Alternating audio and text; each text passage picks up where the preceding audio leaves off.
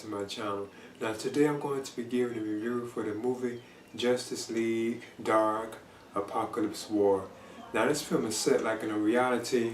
I don't know if this is actually based on like a comic book story arc, but it's actually set in a world where the Justice League or the remaining members of Earth have been like wiped out by like Darkseid, like in this like crew and so on. So like the last few remaining survivors of the Justice League, they actually regroup to take on Darkseid, you know. So it's kind of odd and kind of interesting, and it is kind of cool seeing like various like heroes being turned like bad. Because at one point you can see like Batman's actually working with like Darkseid. It's a spoiler alert, you know. He's actually like with like Darkseid, and it was kind of cool seeing that, you know.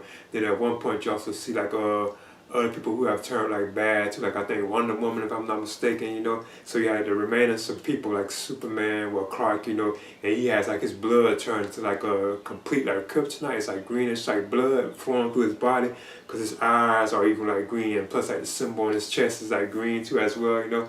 So that's kind of interesting, you know. So you have to have Constantine, well Clark gets Constantine, and he teams up with like Raven and you know, Clark. Whereas Raven and Clark, they actually pick up Constantine. They actually convince Constantine to join them to help bring the remaining Justice League group members together, such as like Damian Wayne, you know, who's like older now. And actually, you know, he's like a Teen Titan, but he's not actually older. So I thought that was kind of cool. It's like an older version of Damian Wayne. I thought that was kind of cool. And if I'm not mistaken, he's actually running like the League of Assassins too as well at this point. So that's kind of interesting. Now the film does open with like the Justice League teaming up to take Darkseid out, but Darkseid can see this before coming, so he actually managed to like destroy like everything and mess up like Earth too as well. So it jumps like 2 years to like the present, you know, into the future, and that's where they have to actually team up or get things right to actually take out Darkseid. Now I thought this film was like okay, like it had some cool action scenes and stuff, you know, and it's very violent, and it's R-rated too as well, you know. But it still felt like there was just something kind of off about it. I felt like it was kind of like all over the place. And it does seem like the film is actually really focused on John Constantine a lot too as well. He does seem like to be the main focus of this actual DC animated film too as well. Now I do also feel that the film kind of like dragged a lot. It seemed like it was like very long, you know. And I could be wrong, but it just felt like it was like a long film, you know. But the animation I thought was okay. It was pretty good, you know, but not as good as like some of the other DC like animated films, you know, how they look, you know. But it still was like pretty like good looking, you know. Another thing I want to touch on, Justice League Dark Apokolips War. This is supposedly the 15th. Well, it is the 15th, but this is actually the final film in the DC animated movie universe in its timeline. So I think that's kind of interesting that these are finna stop, I think, supposedly. Now they're going on, but as far as like the timeline goes, it's supposed to be the last film in the DC animated movie universe. Just give it another shot.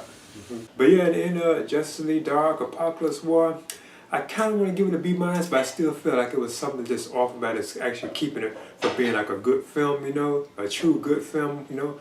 But so I'm just going to get us a C, and that's my review for Justice League Dark Apokolips War.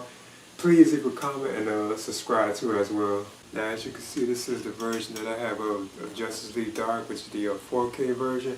It has a collectible figure on this side, which is Raven. So we open it. That's why I didn't actually have this like sooner, because I actually had to order this, you know. It actually has like the movie itself right here on 4K Blu-ray. Then of course it has the collectible figure too as well, which I'll take out. This is how it actually looks. It's inside this like plastic container. This is like the previous one. Then you just open it up.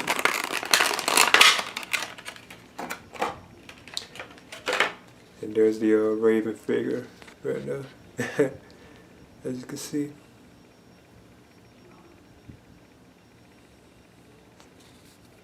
She has like this base too that you know you can stand on. Looks like the arm gonna be kind of moved. I think I just leave it like that. But as you can see, you know, she stands throughout the world. Here. Now, of course, you know this is only available at Best Buy too as well. Kind of sometimes it be at Walmart too. Walmart has these with collectible figures, but the past couple of ones have been only available at Best Buy if I'm not mistaken. And this is the limited edition gift set for Justice League Dark Apokolips War.